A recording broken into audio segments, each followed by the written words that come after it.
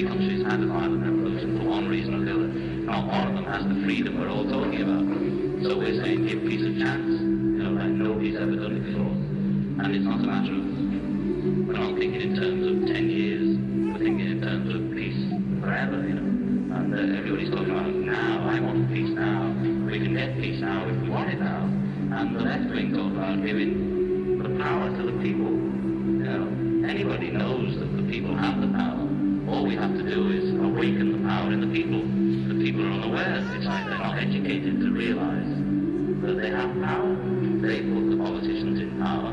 They vote for the local mayor.